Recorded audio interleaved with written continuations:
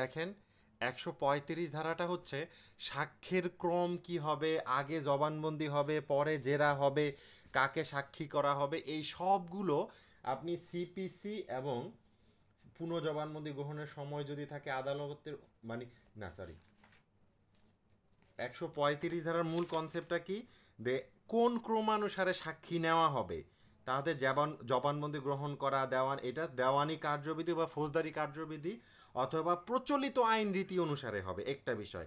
আর যদি খেয়াল করেন এখানে বলা আছে যে যদি কোনো কারণে আইনে বলা না থাকে তাহলে আদালত ঠিক করে দিবে। 135 ধারার দুইটা কথা মনোযোগ দিয়ে খেয়াল করেন, আমি আরও সামারি করে বলতেছি। 135 ধারার দুইটা কথা। 135 ধারার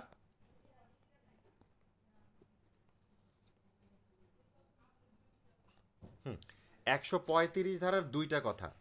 এক নাম্বার কথাটা হচ্ছে যে স্বাক্ষর ক্রম কি হবে, স্বাক্ষর কখন জবানবন্দি হবে, কখন জেরা হবে, এই জিনিসগুলো 135 ধারার মধ্যে এক নম্বরে বলা আছে এই জিনিসগুলো বলা থাকবে সিপিসি, সিআরপিসি অথবা আইনের কোনো প্রচলিত রীতিনীতি অনুযায়ী, এক নাম্বারটা 135-এ। এখন আসেন যদি আইনে বলা না থাকে তখন 2 নাম্বার বলতেছে তখন আদালত ঠিক করবে যে নিয়ম কারণ কি হবে, আদালত ঠিক করবে। ঠিক আছে, তাহলে দুইটা ইনফরমেশন আছে 135 ধারার মধ্যে, আমরা দুইটা ইনফরমেশন জানলাম।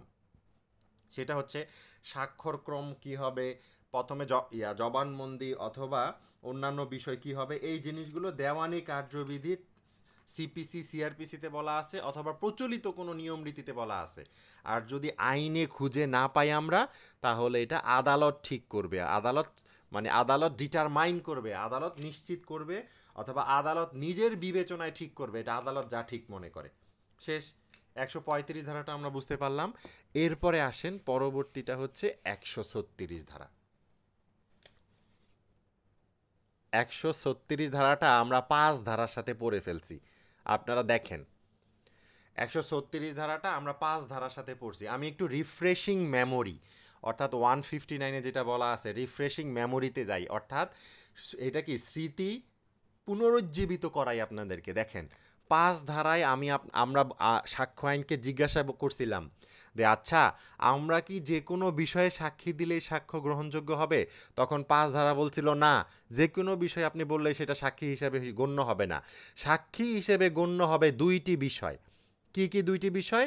এক নাম্বারটা হচ্ছে বিচার্য বিষয়, যেটাকে আমরা বলি কি ফ্যাক্ট ইন ইস্যু, বিচার্য বিষয়। আর 2 নাম্বারটা হচ্ছে রিলিভেন্ট ফ্যাক্ট, প্রাসঙ্গিক বিষয়। তার মানে আপনি কয়টা বিষয়ে সাক্ষী দিলে আদালত সাক্ষী নিবে? 2টা বিষয়। এক নাম্বারটা হচ্ছে ফ্যাক্ট ইন ইস্যু বা বিচার্য বিষয়, 2 নাম্বারটা হচ্ছে রিলিভেন্ট ফ্যাক্ট বা প্রাসঙ্গিক বিষয়। এখন আসেন পরবর্তীতে আমরা জিজ্ঞাসা করলাম আচ্ছা আমি প্রাসঙ্গিক বিষয়ে দিলাম অথবা রিলিভেন্ট ফ্যাক্ট বিষয়ে দিলাম, এখন এটা গ্রহণ করবে কি গ্রহণ করবে না এটা কে ঠিক করবে? আমি একটা সাক্ষ্য দিলাম, এটা গ্রহণযোগ্য হবে কি হবে না, এটাকে বলা হয় অ্যাডমিজিবিলিটি অর্থাৎ গ্রহণযোগ্যতা। তাহলে সাক্ষ্যের গ্রহণযোগ্যতা নির্ধারণ করবে আদালত। লিখেন সাক্ষ্যের গ্রহণযোগ্যতা গ্রহণযোগ্যতা যোগ্যতা নির্ধারণ করবে আদালত, এই কথাটা বলা আছে 136 ধারায়। নির্ধারণ করবে, সাক্ষ্যের গ্রহণযোগ্যতা নির্ধারণ করবে আদালত, এটা খুবই গুরুত্বপূর্ণ, লিখে ফেলেন। সাক্ষ্যের গ্রহণযোগ্যতা নির্ধারণ করবে আদালত। 136 ধারায় তাহলে কি বলা আছে? 136 ধারায় বলা আছে সাক্ষ্যের গ্রহণযোগ্যতা, অর্থাৎ আপনি একটা সাক্ষী দিলেন, এখন এই সাক্ষী কি গ্রহণযোগ্য হবে কি হবে না এটা অ্যাডমিজিবিলিটি নির্ধারণ করবে। পিডিএফ ফাইলে দেখেন একটা সাক্ষীর অ্যাডমিজিবিলিটি নির্ধারণ করবে আদালত। আপনাদেরকে ইংলিশ টার্ম দিয়ে প্রশ্ন করতে পারে যে একটা সাক্ষীর অ্যাডমিজিবিলিটি, এডি অ্যাড MISIBILITY, অ্যাডমিজিবিলিটি মানে গ্রহণযোগ্যতা নির্ধারণ করবে কে? তাহলে একটা সাক্ষীর অ্যাডমিজিবিলিটি বা গ্রহণযোগ্যতা নির্ধারণ করবে একমাত্র ক্ষমতা হচ্ছে আদালতের। এই কারণে আপনাদেরকে প্র্যাকটিক্যাল অ্যাসপেক্টে একটা উদাহরণ দেই। মনে করেন আমরা কোনো একটা মামলায় সাক্ষী দিতে গেলাম, কিন্তু আদালতের কাছে এই কথাটা পছন্দ হইল না, দেখবেন আদালত বলে যে লার্নেড আপনার এই কথাটা আমি নিলাম না অথবা আপনার এই সাক্ষীটা আমি নিলাম না। অর্থাৎ দেখেন আমি সাক্ষী দিলাম, আদালত গ্রহণ করে নিল, বিষয়টা এইরকম না। একটা সাক্ষী আদালত গ্রহণ করবে কি করবে না, এই গ্রহণযোগ্যতা এইটা নির্ধারণ করার একমাত্র পাওয়ার, একমাত্র এক্সক্লুসিভ ক্ষমতা হচ্ছে আদালতের, মনে রাখবেন। আর এই কথাটাই বলা আছে 136 ধারায়। তাহলে 136 ধারাটাও আমাদের ক্লিয়ার হয়ে গেল, 136 ধারা। এরপরে আসেন, শেষ 136 ধারা আমরা বুঝতে পারলাম। এরপরে 137 ধারা জবানবন্দি। 137 ধারা খুবই ইন্টারেস্টিং, নতুন একটা পার্টে আমরা গেলাম। 137 ধারা, একটা জিনিস মনে রাখবেন যে অনেকেই এই জায়গায় এসে এই 137 এবং 138 এসে ভুল করে। একেবারে অনেক স্টুডেন্ট, বলতে পারেন হাজারে 90% স্টুডেন্ট যারা এই বিষয়টা জানে না, তারা প্রায় স্টুডেন্ট ভুল করে, এই জায়গায় এসে ভুল করে। প্রশ্ন করা হইল জেরা করা হয় কোন ধারা অনুযায়ী, বেশিরভাগ স্টুডেন্ট দাগায় 137 অনুযায়ী। আসলে 137 অনুযায়ী মোটেও জেরা করা হয় না। 137-এ জবানবন্দি কাকে বলে, 137-এ জেরা কাকে বলে, 137-এ পুনঃজবানবন্দি কাকে বলে, এই ডেফিনেশনটা বলা আছে, সংজ্ঞাটা বলা আছে শুধুমাত্র। জেরা করা হয়, জবানবন্দি করা হয় 138 ধারা অনুযায়ী, জেরা করা হয় 138 ধারা অনুযায়ী, পুনঃজবানবন্দি নেওয়া হয় 138 ধারা অনুযায়ী। তার মানে এই 137 ধারায় কি বলা আছে, শুধুমাত্র সংজ্ঞা, ডেফিনেশন বলা আছে। প্রায় স্টুডেন্ট এই জায়গায় এসে ভুল করে। আমি আশা করি আমার স্টুডেন্ট যারা আছেন আপনারা একজনও এই জায়গায় ভুল করবেন না ইনশাল্লাহ, ঠিক আছে। এখন আসেন 137-এ চলে যাই আমরা। 137-এ কিচ্ছু বলা নাই, শুধু এতটুকু বলা আছে জবানবন্দি কাকে বলে। দেখেন 137-এ কি বলা আছে, 137-এ বলা আছে জবানবন্দি কাকে বলে, জবানবন্দি কাকে বলে, এরপরে জেরা কাকে বলে, জেরা কাকে বলে, এরপরে পুনঃজবানবন্দি কাকে বলে, পুনঃজবানবন্দি কাকে বলে। শেষ, এই তিনটা ইনফরমেশনই বলা আছে 137 ধারায়। তাহলে 137 ধারায় তিনটা ইনফরমেশন বলা আছে, জবানবন্দি কাকে বলে, জেরা কাকে বলে, পুনঃজবানবন্দি কাকে বলে। আমি আবার বলতেছি, মনোযোগ দিয়ে খেয়াল করেন। 137 ধারায় তিনটা বিষয়ের ডেফিনেশন বা সংজ্ঞা বলা আছে, অন্য কিচ্ছু বলা নাই। সংজ্ঞা বলা আছে কি কি, জবানবন্দি কাকে বলে, জেরা কাকে বলে, পুনঃজবানবন্দি কাকে বলে। দেখেন প্রথমে জবানবন্দি কাকে বলে, এই বিষয়টা আমরা ক্লিয়ার হই। জবানবন্দি হচ্ছে গিয়ে, খেয়াল করেন, জবানবন্দি হচ্ছে গিয়ে খুবই ইন্টারেস্টিং একটা বিষয়। সেটা হচ্ছে যেই পক্ষ সাক্ষীকে উপস্থিত করলো, সেই পক্ষ যখন সাক্ষীকে প্রশ্ন করে তাকে বলা হয় জবানবন্দি। যেমন ধরেন, আমি আপনাদেরকে একটা উদাহরণ দিই। ধরেন জেসমিন আরা সুইটি হচ্ছে গিয়ে একজন লয়ার, ঠিক আছে। এখন জেসমিন আরা সুইটি তার একটা মামলায় সাক্ষী হিসেবে উপস্থিত করলো মুর্শিদাকে। তাহলে যেহেতু তার মানে এই মামলায় জেসমিন আরা সুইটির পক্ষের সাক্ষী হচ্ছে মুর্শিদা, অথবা জেসমিন আরা সুইটির সাক্ষী হচ্ছে মুর্শিদা। এখন জেসমিন আরা সুইটি মুর্শিদাকে যে প্রশ্ন করবে, জেসমিন আরা সুইটি মুর্শিদাকে যে প্রশ্ন করবে, তখন বলবে এটাকে জবানবন্দি নেওয়া হয়। অথবা যেমন জবানবন্দির একটা উদাহরণ দেই আপনাকে, জবানবন্দির একটা উদাহরণ দেই, তাহলে পুরো বিষয়টা ক্লিয়ার হবে। মনে করেন একটা মামলা, জরিনা হত্যা মামলা। জরিনা হত্যা মামলায় জেসমিন আরা সুইটি, সে কি সুইটি, সে এই মামলার সাক্ষী, মামলার আইনজীবী। এবার সাক্ষী হিসেবে হচ্ছে মুর্শিদা, ঠিক আছে, মুর্শিদা হচ্ছে সাক্ষী। এবার জেসমিন আরা সুইটি বলে, এই মুর্শিদা বলেন আপনার নাম কি, পিতার নাম কি বলেন। এরপরে বলেন ঘটনা সম্পর্কে আপনি কি দেখছেন বলেন, ওই দিন কয়টার সময় ঘটনা ঘটছিল, কি কি। এই যে জেসমিন আরা সুইটি যখন ব্যক্তিকে, তার উপস্থিত সাক্ষীকে, তার সাক্ষীকে প্রশ্ন করে, তখন তাকে বলা হয় জবানবন্দি। অথবা ঘটনা সম্পর্কে তার পক্ষের আইনজীবী যা দেখলো সেটা হচ্ছে জবানবন্দি, ঠিক আছে। অর্থাৎ যেই পক্ষ সাক্ষী উপস্থিত করলো, যেই পক্ষ সাক্ষী উপস্থিত করলো, ওই পক্ষ যখন সাক্ষীকে প্রশ্ন করে তখন তাকে বলা হয় জবানবন্দি। এটা একটা বিষয়। এরপরে আসেন, অপোজিট পক্ষ যখন প্রশ্ন করে তাকে বলা হয় জেরা। তাহলে বিরুদ্ধ পক্ষ যখন সাক্ষীকে প্রশ্ন করে, বিরুদ্ধ পক্ষ অর্থাৎ পক্ষের আইনজীবী, তাহলে এখানে লিখেন পক্ষের আইনজীবী যখন সাক্ষীকে প্রশ্ন করে, যেমন এখানে বলা আছে যে পক্ষ সাক্ষী হাজির করছে সেই পক্ষ যদি সাক্ষীকে প্রশ্ন করে তাকে বলা হয় জবানবন্দি। আর বিরুদ্ধ পক্ষ লিখেন, বিরুদ্ধ পক্ষ, বিরুদ্ধ পক্ষ যদি সাক্ষীকে প্রশ্ন করে তাকে বলা হয় জেরা। আর পুনঃজবানবন্দি কাকে বলে, জেরার পর, জেরার পর সাক্ষীকে যদি আরও কোনো প্রশ্ন, পুনরায় কোনো প্রশ্ন করার প্রয়োজন হয় তখন তাকে বলা হয় পুনঃজবানবন্দি। অর্থাৎ আমি একটা উদাহরণ দেই আবার। মনে করেন উদাহরণস্বরূপ হচ্ছে সুবর্ণ মল্লিক, ঠিক আছে, সে একটা মামলা ধরেন, সে ট্রায়াল লয়ার, সে বড় একজন আইনজীবী, তাকে হায়ার করা হয়েছে, আপনি এই মামলার সাক্ষীটা নিয়ে দিবেন আমাদেরকে। তো সে ঘটনাক্রমে একটা মামলা সাক্ষ্য নিছে।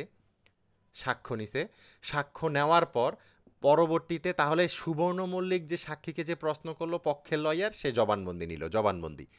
অপোজিট পক্ষে হচ্ছে মনে করেন বাংলাদেশের প্রথিতযশা একজন লয়ার, মনে করেন আমিনুল গনি টিটু স্যার, তাহলে সে এই সাক্ষ্যকে যে প্রশ্ন করবে সেটা হচ্ছে গিয়ে কি, জেরা।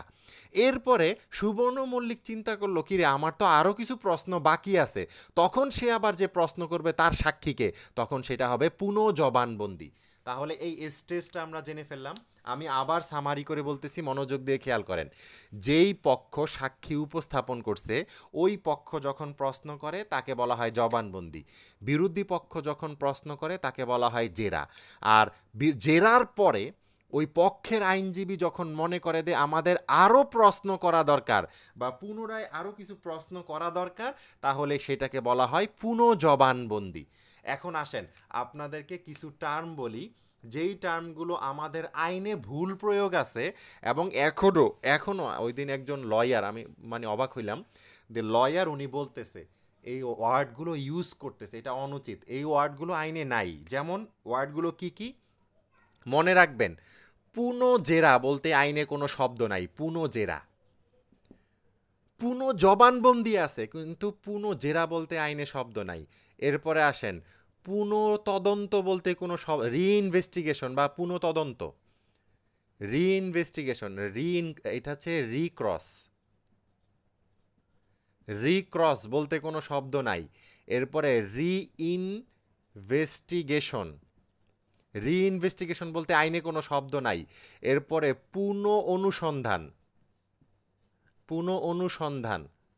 অনুসন্ধান বা রি-ইনকোয়ারি বলতে আইনে কোনো শব্দ নাই।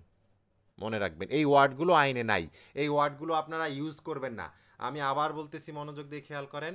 রিক্রস বলতে আইনে কোনো শব্দ নাই, রিইনভেস্টিগেশন বলতে আইনে কোনো শব্দ নাই, রি-ইনকোয়ারিতে আইনে কোনো শব্দ নাই। তাহলে আছেটা কি? আছে হচ্ছে ফার্দার ক্রস,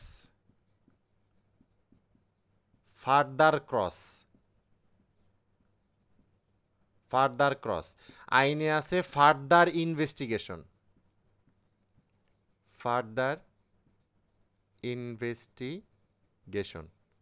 আইনে আছে ফার্দার ইনকোয়ারি।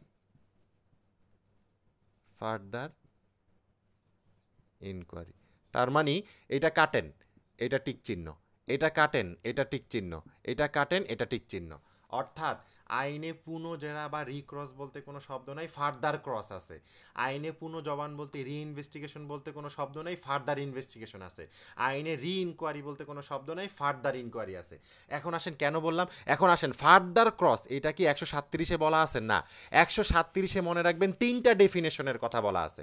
মনে রাখবেন 137-এ 3টা ডেফিনেশনের কথা বলা আছে। কি কি আপনারা ইংলিশ টার্ম সহ মনে রাখতে হবে। 1 নম্বরে জবানবন্দি, আমরা ইংলিশ টার্মটা জানি, এটা হচ্ছে এক্সামিনেশন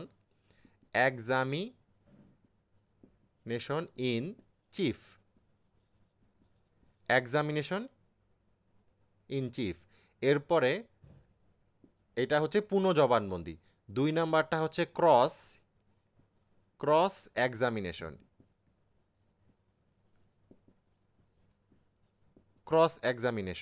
আর 3 নাম্বারটা হচ্ছে রিএক্সামাইন, যেটাকে বলা হয় কি রিএক্সামিনেশন।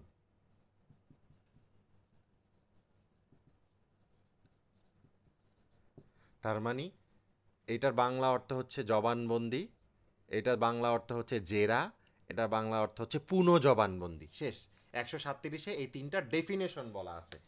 এখন আসেন 138-এ চলে যাই আমরা, ঠিক আছে? দেখেন 138-এ কি বলা আছে, খেয়াল করেন। 138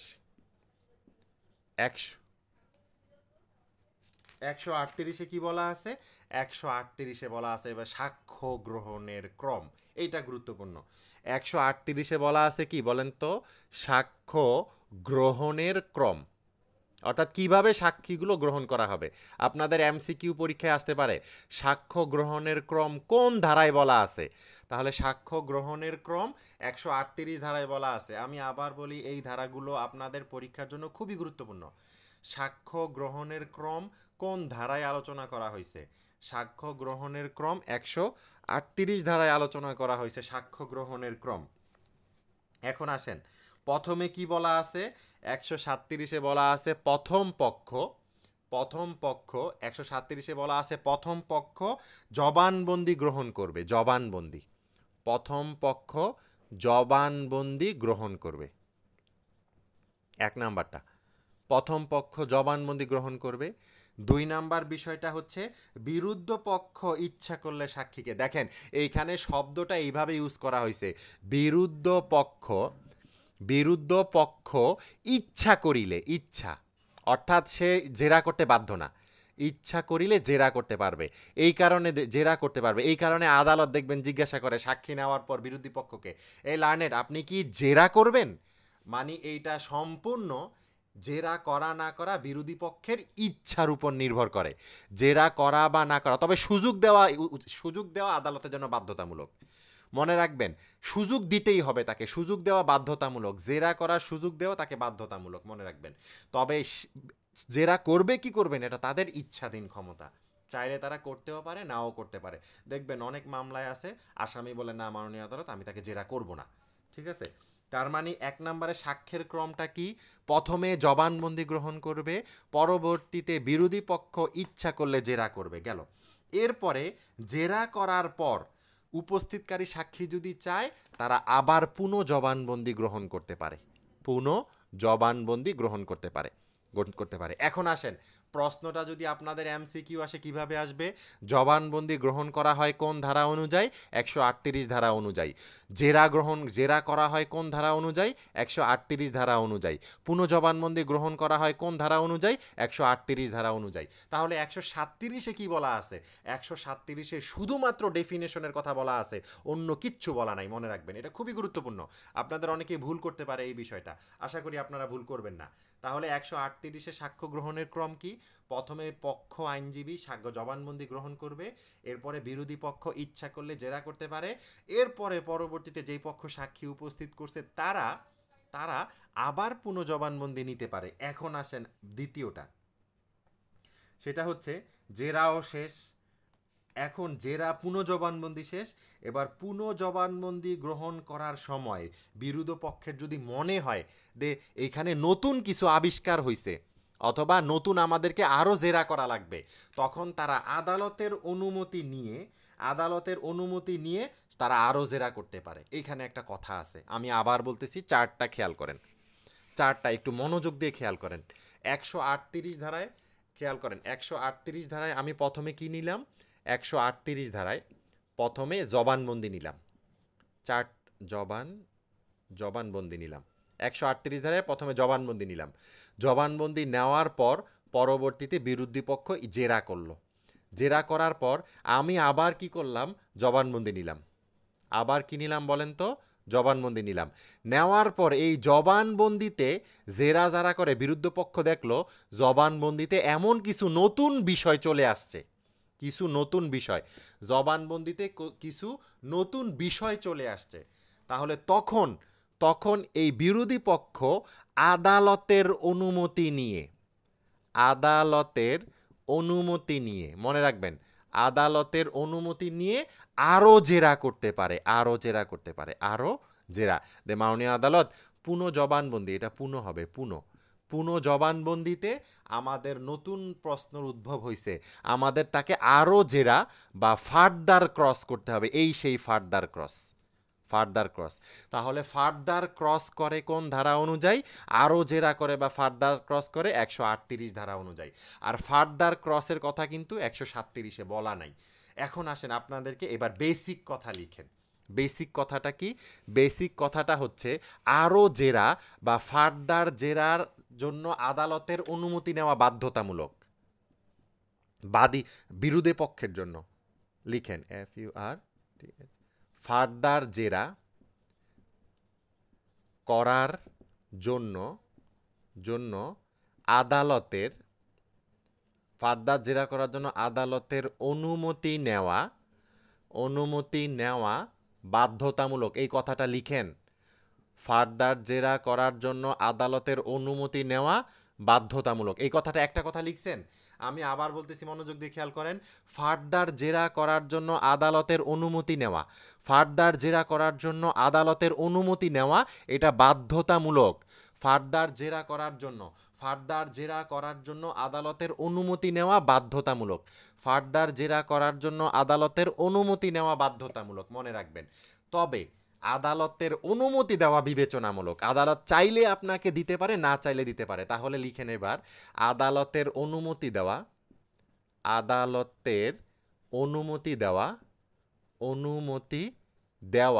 বিবেচনামূলক। বিবেচনামূলক। তাহলে আমরা খেয়াল করেন, আদালতের অনুমতি দেওয়া বাধ্যতামূলক, আদালতের অনুমতি চাওয়া বাধ্যতামূলক, আর আদালত অনুমতি দিবে কি দিবে না এটা আদালতের ডিসক্রিশনারি পাওয়ার বা বিবেচনামূলক ক্ষমতা। 138 ধারা থেকে যা যা ইনফরমেশন বললাম, এই ইনফরমেশনগুলো অসম্ভব গুরুত্বপূর্ণ। শুধু কি আপনাদের পরীক্ষার জন্য, এমসিকিউর জন্য তা না, আপনাদের জীবনের জন্য এই জিনিসগুলো খুবই গুরুত্বপূর্ণ। ঠিক আছে, তাহলে 138 ধারা আমরা বুঝতে পারলাম। এরপরে আসেন 149 ধারা। 138, এরপরে 139 ধারা, 139 ধারায় বলা আছে কি? 139 ধারাটা খুবই ইন্টারেস্টিং বিষয়। আদালত, ধরেন কোনো একটা আদালত, আমি একটা উদাহরণ দেই। ধরেন মনে করেন আপনাদের এইখানে সীমা রহমানের কাছে একটা দলিল আছে। তো আদালত সীমা রহমানকে নোটিশ দিল, সীমা রহমান আপনি দলিল নিয়ে হাজির হন। এখন সীমা রহমান দলিল নিয়ে হাজির হইল।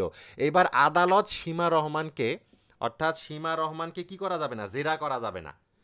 আরে আদালত তো সীমা রহমানকে ডাকে নাই, ডাকছে সীমা রহমানের কাছে যে দলিলটা আছে সেই দলিলকে। অতএব সীমা রহমানকে, অর্থাৎ কোনো একজন ব্যক্তিকে, তাহলে 139 ধারাটা লিখে ফেলেন যে কোনো একজন ব্যক্তিকে দলিল উপস্থাপন করার জন্য যদি আহ্বান করা হয় তাহলে ওই ব্যক্তিকে জেরা করা যাবে না। তার মানে দেখেন, যখন কোনো দলিল দাখিল করার জন্য কোনো ব্যক্তিকে সমন দেওয়া হয়েছে এবং ওই ব্যক্তি দলিল দাখিল করার জন্য উপস্থিত হয়েছে, তখন তাকে সাক্ষী হিসেবে গণ্য করা যাবে না। আর এখানে দলিল সাক্ষ্য, এখানে সীমা রহমানকে জেরা করা যাবে না অথবা তাকে জবানবন্দি নেওয়া যাবে না। তাহলে মূল কথাটা 139-এর মূল কথাটা হচ্ছে, যখন কোনো ব্যক্তিকে দলিল উপস্থাপন করার জন্য আহ্বান করা হয় এবং ওই ব্যক্তি দলিল উপস্থাপন করে, ওই ব্যক্তিকে সাক্ষী হিসেবে গণ্য করা যাবে না। এটা তো সে দলিলের জন্য আসছে। ক্লিয়ার বিষয়টা? 139 ধারা হচ্ছে এইটা। উদাহরণটা আমরা বুঝতে পারলাম। এরপরে আসেন 140 ধারা। 140 ধারা হচ্ছে আপনি একজন সাক্ষীর চরিত্র। মনে রাখবেন যে আমি এটা পড়াবো আপনাদেরকে সামনে, যে একজন আসামি পক্ষের আইনজীবী হিসেবে আপনার প্রধান কাজ থাকে কি জানেন? বাদী পক্ষ যেই সাক্ষী উপস্থিত করছে এই সাক্ষীর চরিত্র ধ্বংস করে দেওয়া। ইংলিশ টার্মে বলা হয় to shake the credibility of the witness. সাক্ষীর বিশ্বাসযোগ্যতার মধ্যে শেক মানে একটা নাড়ানো দেওয়া, মনে রাখবেন। অর্থাৎ আপনার কাজ শেষ আপনি যদি সাক্ষীর চরিত্রের মধ্যে একটা সন্দেহ তৈরি করে দিতে পারেন, শেষ। আসামি পক্ষের আইনজীবী হিসেবে, মানে এটা একটা মূল, আপনারা আইন প্র্যাকটিস যারা করবেন মনে রাখবেন, আসামি পক্ষের আইনজীবী হিসেবে আপনার প্রধান দায়িত্ব থাকে যে আপনি এই ঘটনার মধ্যে একটা সন্দেহ তৈরি করে দেওয়া। ঘটনার মধ্যে যদি আপনি সন্দেহ তৈরি করে দিতে পারেন তাহলে বলা আছে benefit of doubt goes to accused. অর্থাৎ এই যে বেনিফিট অফ ডাউট, সন্দেহের যে সুবিধাটা, এটা আসামি পায়। অর্থাৎ ঘটনার মধ্যে যদি আপনি সন্দেহ তৈরি করে দিতে পারেন, আদালত কখনো এই বিষয়ে চূড়ান্ত রায় দিবে না, অর্থাৎ আপনাকে দণ্ডিত করবে না। তাহলে 140-এ বলতেছে যে আপনি সাক্ষীর চরিত্র নিয়ে কোন কোন স্টেজে প্রশ্ন করতে পারবেন। দেখেন, সাক্ষীর 140-এ বলা আছে সাক্ষীর চরিত্র নিয়ে। 140-এ বলা আছে সাক্ষীর চরিত্র নিয়ে, খুবই গুরুত্বপূর্ণ একটা বিষয়। সাক্ষীর চরিত্র নিয়ে আপনি কোন কোন স্টেজে, কোন ক্ষেত্রে মানে জেরার কোন স্টেজে আপনি প্রশ্ন করতে পারবেন। বলা আছে সাক্ষীর চরিত্র নিয়ে আপনি দুইটা স্টেজে প্রশ্ন করতে পারবেন। এক নাম্বারটা হচ্ছে জেরায় প্রশ্ন করতে পারবেন, আর দুই নাম্বারটা হচ্ছে পুনঃ জবানবন্দিতে প্রশ্ন করতে পারবেন। যেমন জেরায় আপনি বলতে পারবেন, আচ্ছা জরিনা, আপনি তো সাক্ষী দিতে আসছেন, বলেন তো আজ থেকে 3 বছর আগে আপনি এরকম আরেকটা মামলায় সাক্ষী দেওয়ার জন্য ধরা খাইছিলেন না পুলিশের কাছে, মামলাও খাইছেন কিনা। এই যে সাক্ষীর চরিত্র আপনি ধ্বংস করে দিলেন। তার মানে 140 ধারায় কি বলা আছে, যে সাক্ষীর চরিত্র নিয়ে কোন কোন স্টেজে আপনি প্রশ্ন করতে পারবেন। এক নম্বরে বলা আছে সাক্ষীর চরিত্র নিয়ে জেরায় প্রশ্ন করতে পারবেন, দুই নাম্বারটা হচ্ছে পুনঃ জবানবন্দিতে আপনি প্রশ্ন করতে পারবেন সাক্ষীর চরিত্র নিয়ে। ক্লিয়ার? বিষয়টা আমরা বুঝতে পারলাম। শেষ। এবার আমি আবার একেবারে প্রথম থেকে সামারি করতেছি, একটু মনোযোগ দিয়ে খেয়াল করেন। প্রথম থেকে সামারি করতেছি, সেটা হচ্ছে 137, এই ধারাগুলো অসম্ভব গুরুত্বপূর্ণ। 137 ধারায় বলা আছে জবানবন্দি কাকে বলে, জেরা কাকে বলে, পুনঃ জবানবন্দি কাকে বলে। 137-এ জবানবন্দি পক্ষের আইনজীবী যখন প্রশ্ন করে তাকে জবানবন্দি, বিরোধী পক্ষ যখন প্রশ্ন করে তাকে বলা হয় জেরা, আর পক্ষের আইনজীবী আরও প্রশ্ন যখন করে তাকে, তখন তাকে বলা হয় পুনঃ জবানবন্দি। 138-এ বলা আছে যে আসামির প্রথমে আদালত সাক্ষ্য গ্রহণ করবে, জবানবন্দি নিবে, দুই নম্বরে বিরোধী পক্ষ ইচ্ছা করলে জেরা করবে, তিন নাম্বারটা হচ্ছে যদি আরও কিছু প্রশ্ন করা বাকি থাকে তাহলে পুনঃ জবানবন্দি করবে। পরবর্তীতে এই পুনঃ জবানবন্দিতে যদি নতুন কোনো বিষয় আবিষ্কার হয় তখন আসামি পক্ষ বিরুদ্ধ পক্ষ আরও জেরা বা ফার্দার ক্রস করবে। 139-এ বলা আছে দলিল উপস্থাপন করার জন্য যদি কাউকে আহ্বান করা হয় তাহলে ওই ব্যক্তিকে জেরা, সাক্ষী জবানবন্দি বা জেরা করা যাবে না, সাক্ষী হিসেবে আহ্বান মানে বাধ্য করা যাবে না। 140-এ বলা আছে যে সাক্ষীর চরিত্র নিয়ে দুইটা স্টেজে প্রশ্ন করা যাবে, জেরা এবং পুনঃ জবানবন্দি। আশা করি বিষয়টা একেবারে ক্লিয়ার। হরান হয়ে গেছি, ঠিক আছে, টানা পড়াই থেকে হরান হয়ে গেছি। আমি একটু রেস্ট নেই, ঠিক আছে। রেস্ট নিয়ে আবার 12টা থেকে আপনাদের ইনশাল্লাহ ক্লাস শুরু করব ইনশাল্লাহ, ঠিক আছে। 12টা থেকে আজকের মধ্যে ইনশাল্লাহ আমাদের শেষ হয়ে যাবে। তাহলে আজকে আমরা একেবারে কতটুকু শেষ করলাম বলেন তো? আজকে শেষ করলাম হচ্ছে আমরা 126 থেকে এখন 140 পর্যন্ত শেষ করলাম, ঠিক আছে। ইনশাল্লাহ 12টা থেকে আবার শুরু করব। আজকে সারাদিন পড়ি আমরা, কি বলেন? 12টা থেকে এরপরে যতটুকু সময় লাগে আশা করি শেষ করে ফেলতে পারবো আমরা। আর অল্প কয়েকটা ধারা আছে, ঠিক আছে। ঠিক আছে, আমরা আবার যথারীতি 12টার সময় ক্লাস শুরু করব। আসসালামু আলাইকুম।